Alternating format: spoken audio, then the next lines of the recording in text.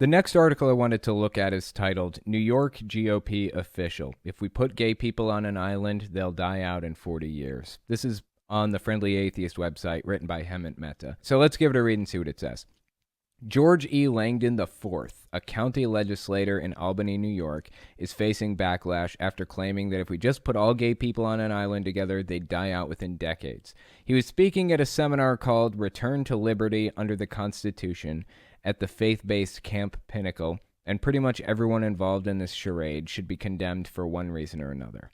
Like Camp Pinnacle's director Stephen Flatch, who welcomed the mostly maskless 180-person audience by joking, "I understand that most of you have a medical exemption. Thank you for exercising your rights. Haha, it's hilarious because Christian negligence has helped lead to over 550,000 COVID deaths." Oh yeah, that's true, Hemant Mehta, 550,000 COVID deaths, although a pretty significant portion of those were Trump's fault. I have to blame Trump for a good number of those, at least 400,000. I guess we can blame them jointly. They were both to blame for that shit. Anyway, back to what he was saying. Or like the event organizer William Treon, who was literally arrested by the FBI this week for his role in the Capitol coup on January 6th. Holy shit, I think I read an article about that. But Langdon is the one getting all the attention, and for good reason. Here's his commentary on the gender issue, beginning at the 105:38 mark. Everything God does is sustainable. Amen. It's sustainable. Fascinating. Everything you say. Like everything?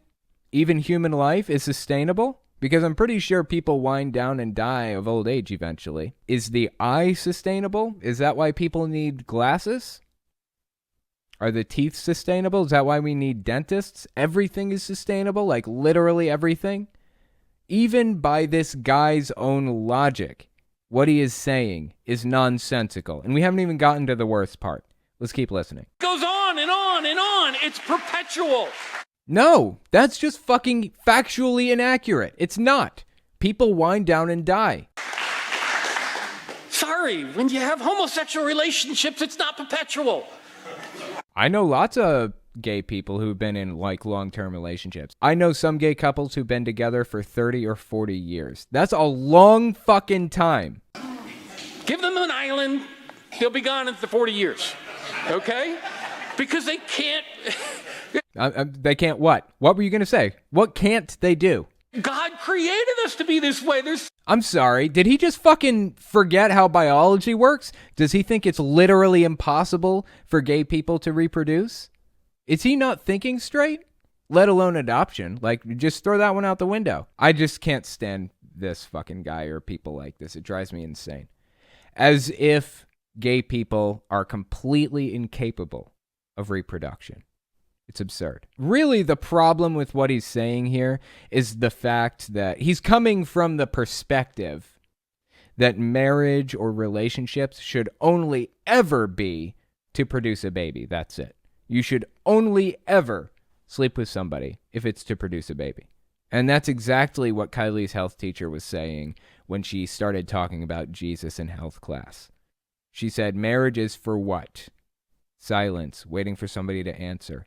A kid answered for after marriage, but she was actually getting at marriage is for producing children. You're not supposed to sleep with somebody unless you're trying to produce children. That is an extreme evangelical perspective.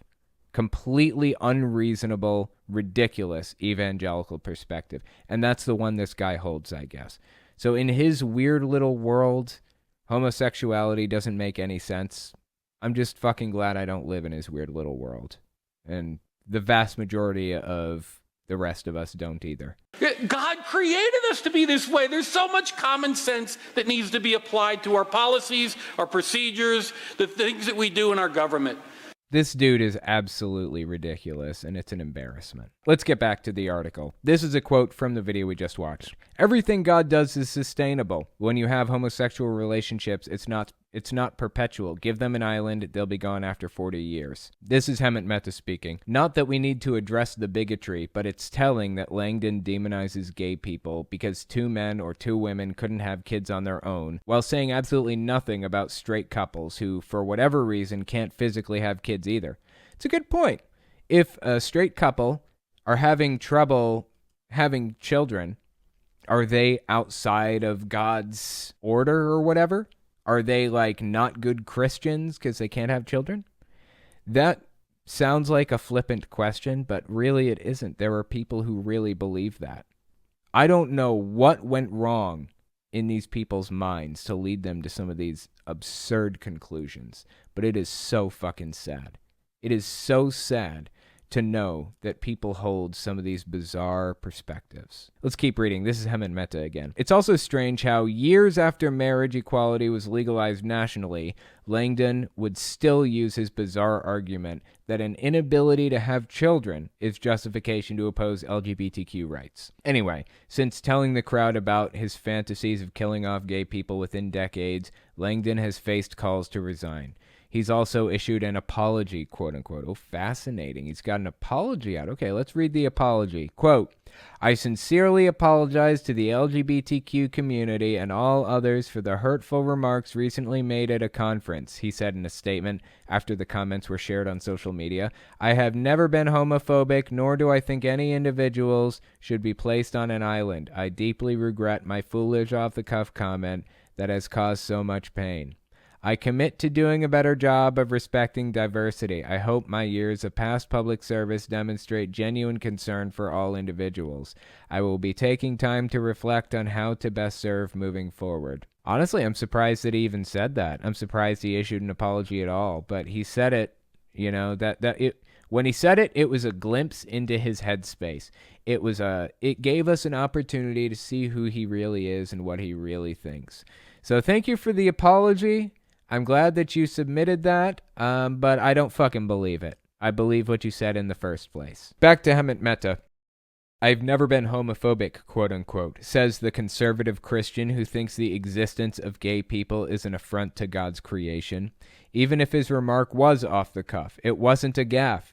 It's clearly something he's thought about before. He looks down on LGBTQ people because his Christian faith teaches him there's something wrong with them.